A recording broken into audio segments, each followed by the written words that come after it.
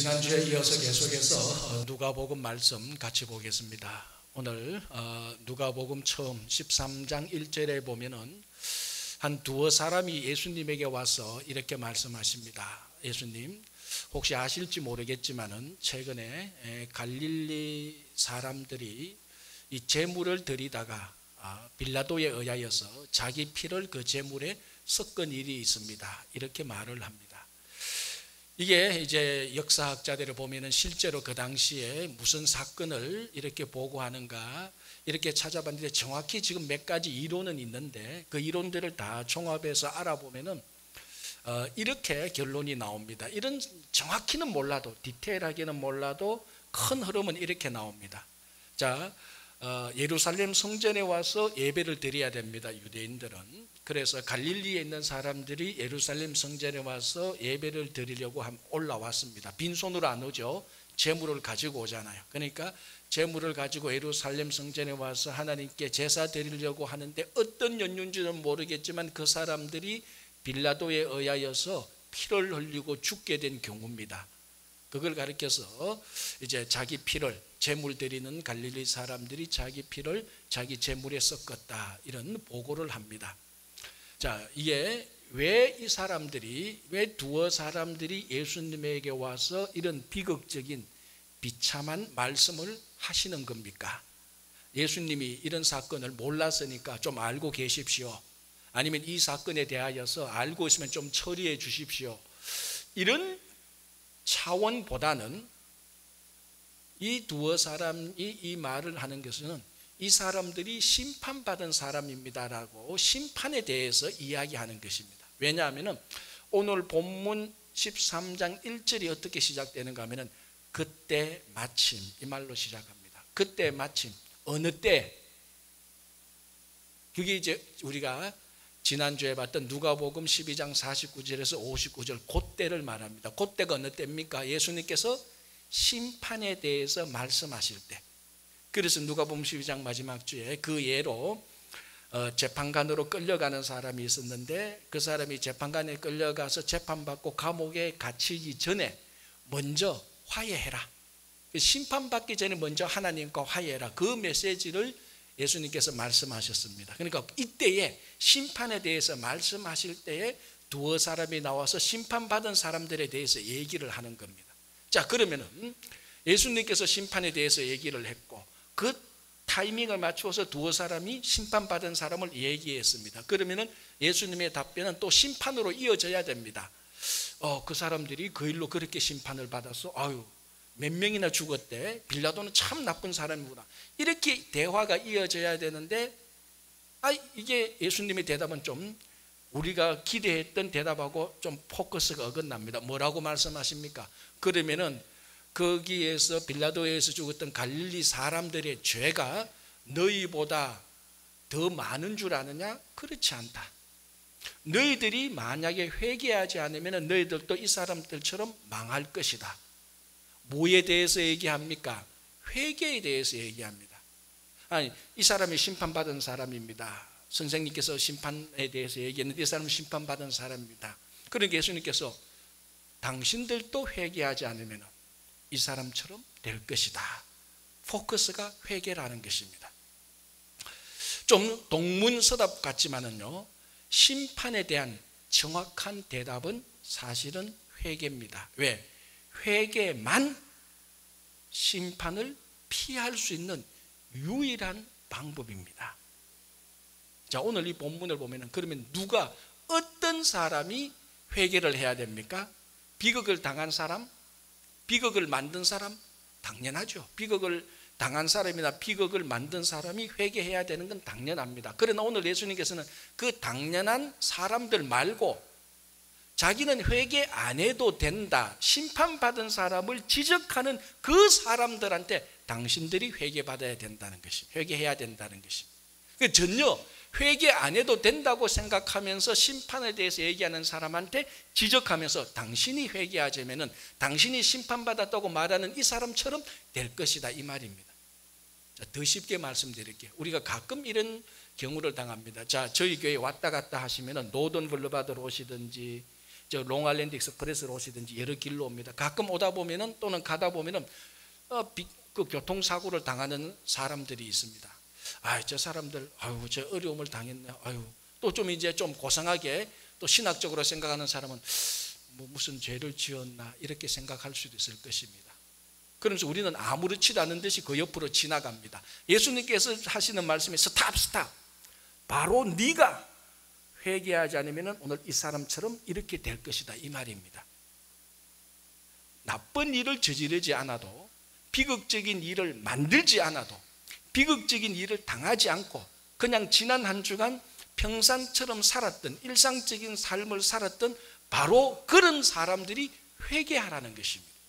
그 회개 안 하자면 바로 비극적인 경우를 당하게 된다는 것입니다. 자, 이렇게 하고 끝났으면 괜찮은데 예수님께서는 한 발자국 더 나갑니다. 또 심판에 대해서 얘기를 합니다. 이번에는 예수님께서 알고 계시는 한 가지 예를 듭니다. 그게 뭔가 하면은 최근에 실로암이라는 곳에, 실로암 연못에 망대가 있는데 그 망대가 무너져서 18명의 사람이 죽었다. 너희들 그거 아느냐?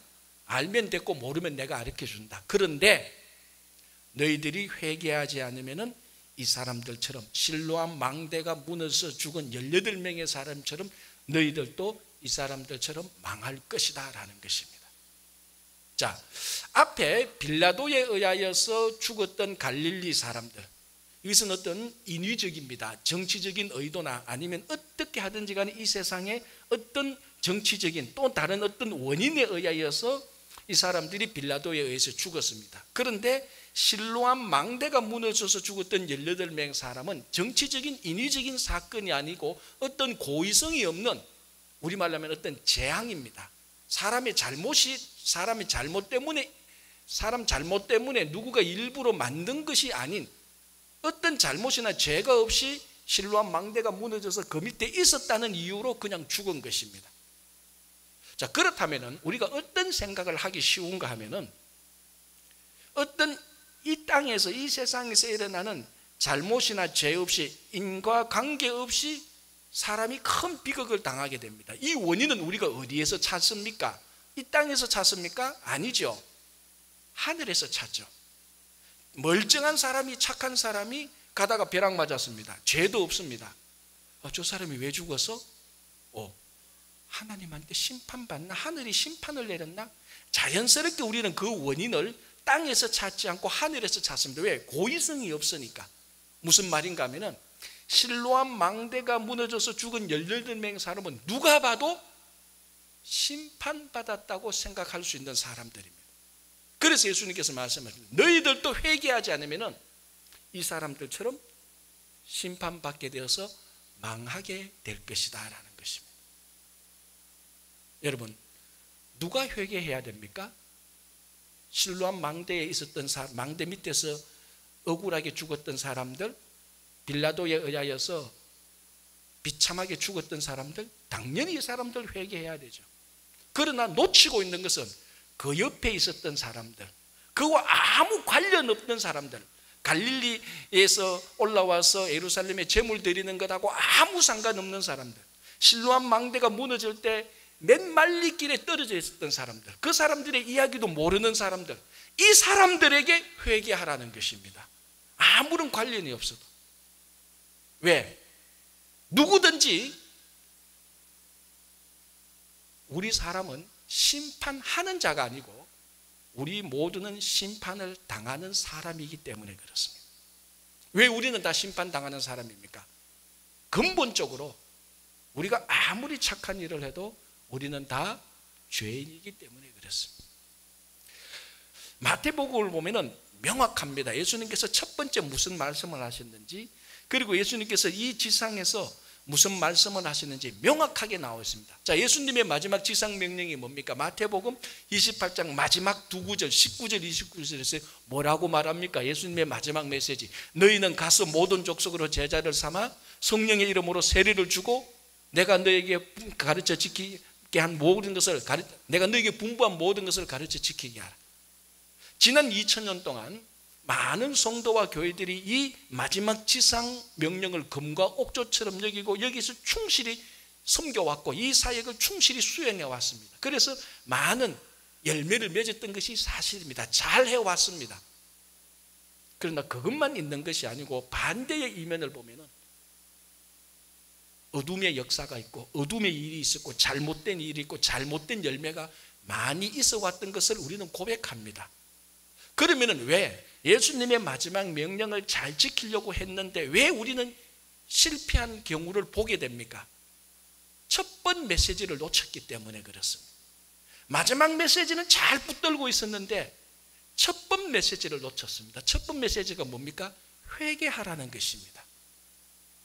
첫 번 메시지를 놓치고 마지막 메시지를 지키는 사람, 첫 번 회개하지 않고 아무리 수고하고 노력해도 하나님의 일을 한들 그곳에는 하나님께서 원하시는 정당한 하나님 나라의 열매가 맺히기 어렵습니다. 그래서 회개하라, 천국이 가까웠네. 그러니까 회개와 천국, 회개와 하나님의 나라는 뗄래야 뗄 수 없는 하나님의 말씀입니다. 그런데 지난 2000년 동안 많은 사람들이 이 두 명령을 잘라버렸습니다. 자르고 앞에 명령은 좀 등한시하고 마지막 명령을 잘 지킵니다. 이게 한국 사람 특징입니다. 우리는 마지막을 잘하려고 그러죠. 그래 앞에는 몰라도 과정은 몰라도 마지막만 잘하려고 합니다. 근데 희한하게 회개와 하나님 나라의 일은 자르는 것이 아니고 진짜 머리 둘 달린 쌍둥이처럼 같이 붙어 있습니다. 이 두 개가 같은 사역입니다.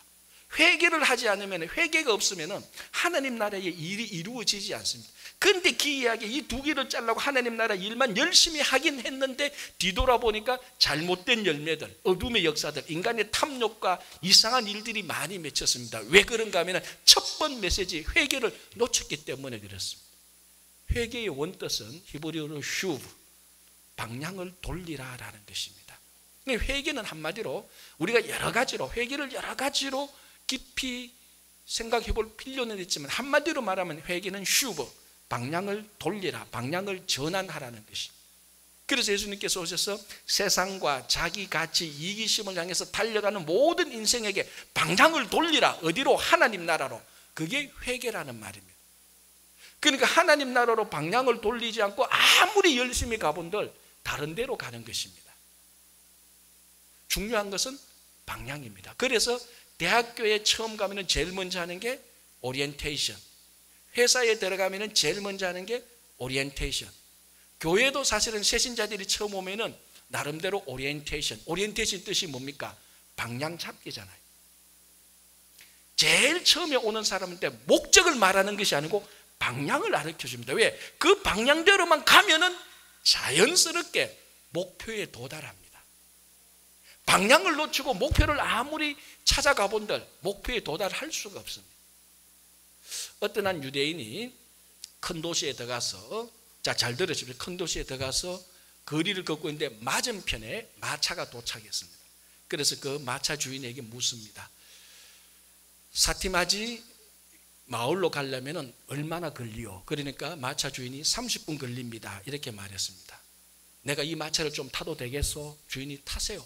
그럼 마차를 탔습니다. 30분이 흘렀습니다. 그 유대인이 묻습니다. 마차 주인에게.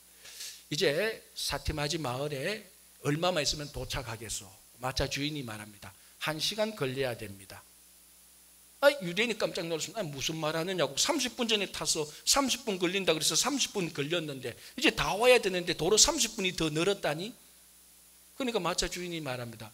이 마차는 사티마지 마을 반대로 가는 마차입니다. 왜? 그 유대인이 이 마차가 어디로 가는 방향인지도 물어보지도 않고 방향도 알지도 않고 그냥 탔습니다.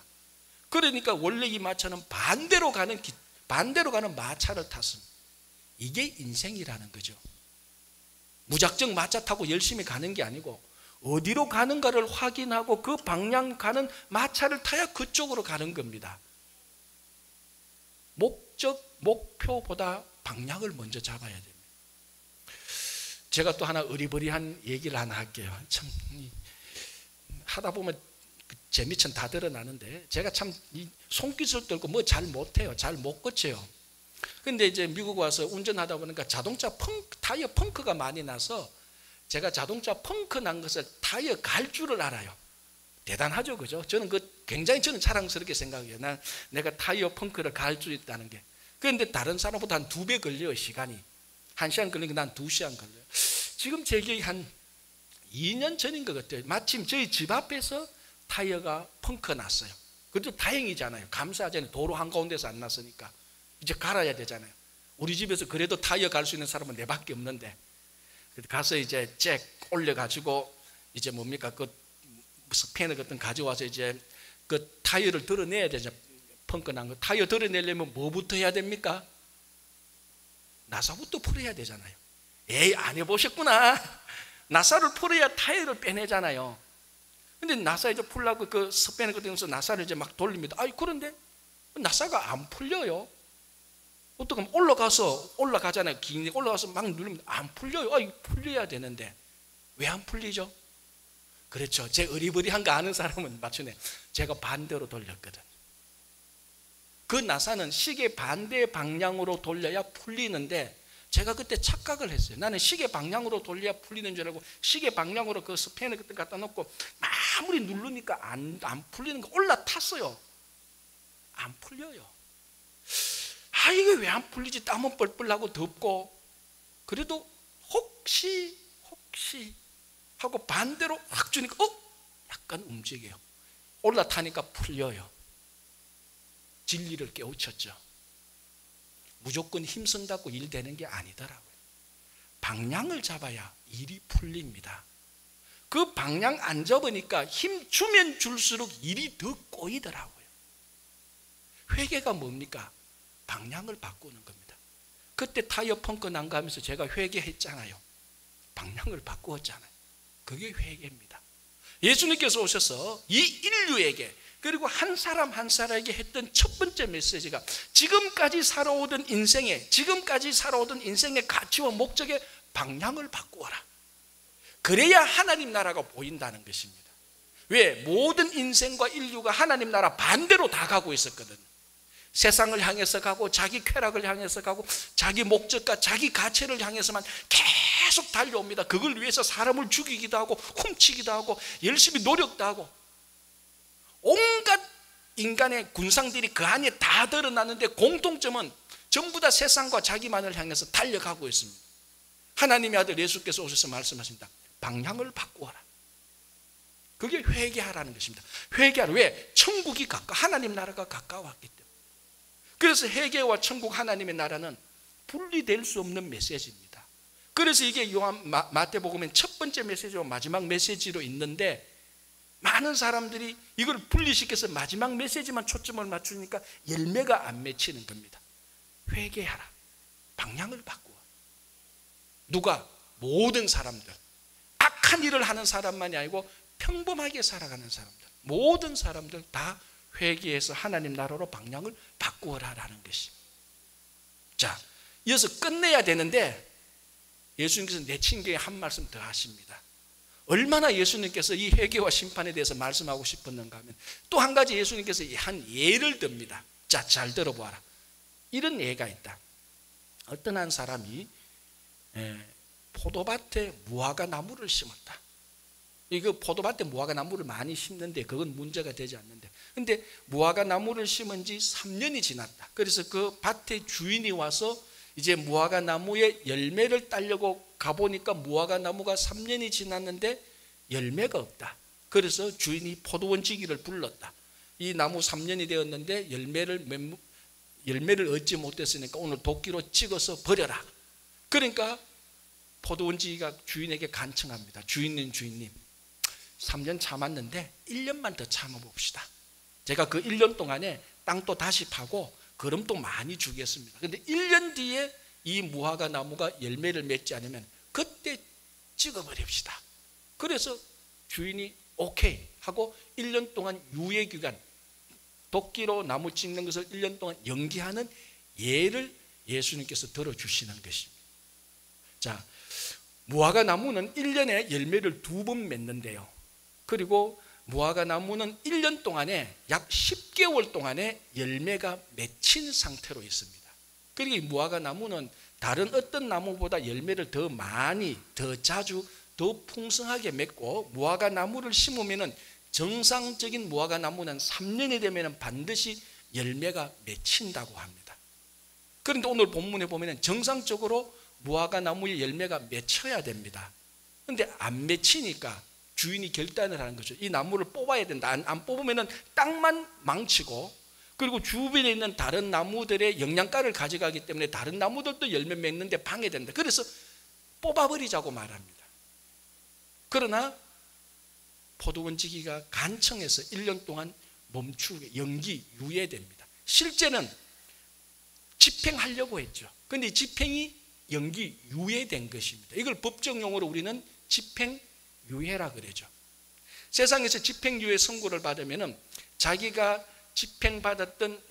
유예받았던 그 일을 안 해야 됩니다. 안 해야지 집행유예 기간을 잘 넘깁니다.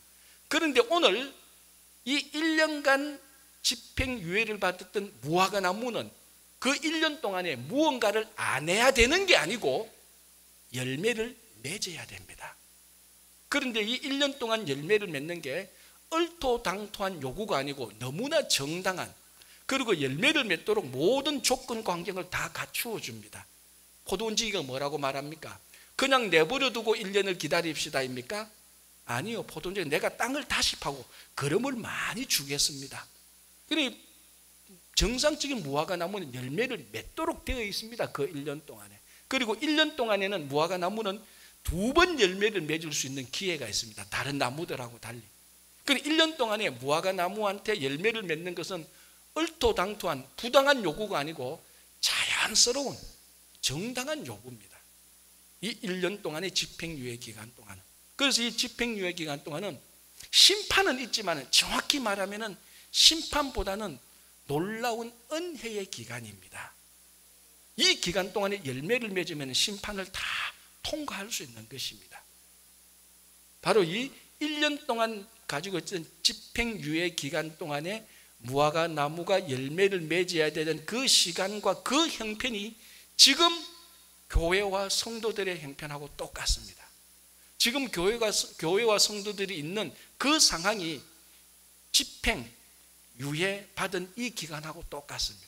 단지 우리는 무언가를 안 해야 되는 게 아니고 나쁜 일을 안 해야 되는 게 아니고 이제는 열매를 맺어야 되는 것입니다. 그런데 이 열매 맺는 것이 어려우냐? 지극히 단순합니다. 지극히 쉬웁니다. 무엇만 하면 됩니까? 회개하라. 회개하면은 자연스럽게 열매가 맺히도록 되어 있다는 것입니다. 여러분, 바로 이 교회와 성도가 처해 있는 이 집행유예 기간 1년 동안에 첫 번째로 우리 교회와 성도는 회개해서 회개의 열매를 맺어야 됩니다. 또 하나 중요한 것은 이 1년 동안에 이제 교회와 성도는 포도원지기의 역할을 감당해야 됩니다. 이 포도원지기가 주인과 무화과 나무 중간에 서서 중보했습니다. 열매 맺지 못하는 무화과 나무를 살렸습니다. 1년 동안. 똑같이 교회와 성도가 하나님과 세상 사이, 하나님이 세상을 심판하는 그 중간에 들어가서 이 세상이 심판받지 않도록 땅을 파고 거름을 줘야 됩니다. 땅을 파고 복음의 거름을 세상에 주어야 됩니다. 그래서 이 세상이 그 복음을 받고 회개할 때 하나님의 심판을 면하게 되는 것입니다. 그래서 오늘 예수님께서 그 심판을 말하는 사람들에게 회개를 말하는 것입니다. 여러분, 많은 사람들이 회개의 메시지를 듣기 싫어하고 말하기 싫어합니다. 유쾌한 감정이 아니거든요. 유쾌한 이야기가 아니거든요. 그러나 여러분, 회개는 우리를 망치는 것이 아니고, 회개는 우리를 괴롭게 하는 것이 아니고, 회개만 우리를 진짜 살리게 하는 것입니다. 물론 회개는 감정적인 반성, 뉘우침을 포함하지만 회개의 근본 본질은 지금까지 살아왔던 인생의 방향을 돌리는 것입니다. 하나님께로 돌리는 것입니다. 세상의 가치와 목적. 여러분, 여기 아주 묘한 게 이 방향을 돌리면요, 옛날에 귀중했던 것이 방향을 돌리면 하나도 귀중하지 않아요. 옛날에 별 볼 일 없었던 것이 방향을 돌리면 그게 제일 귀중한 거예요. 세상을 향해서 열심히 살았던 사람이 방향을 딱 돌면 세상은 하나도 귀중하지 않아요. 그러나 그 등 뒤에 있었던 하나님의 나라가 방향을 돌면 그것이 제일 중요한 가치로 보입니다. 그때 하나님 나라의 가치를 알고 내 인생의 목적과 가치를 세상과 나에 두지 않고 하나님 나라에 두고 가게 되는 것입니다. 요 일이 회개입니다. 요 일이 일어나면은 심판의 길로 가지 않습니다. 심판의 길을 피합니다. 그래서 회개만이 우리에게 생명을 주고 회개만이 심판을 피할 수 있고 회개만이 지옥으로 가는 모든 영혼을 하나님 나라로 돌릴 수 있는 것입니다. 그래서 이 시대에 가장 들어야 될 메시지는 회개요. 가장 우리가 행해야 될 일도 회개입니다. 여러분, 지금까지 살아왔던 모든 인생의 방향을 완전히 돌립시다. 하나님에게로. 그때 우리는 전혀 심판을 두려워하지 않습니다. 회개하는 교회와 성도가 되어서 회개한 교회와 성도가 세상을 회개하도록 하는 귀한 역사가 일어나기를 간절히 바랍니다. 기도하겠습니다.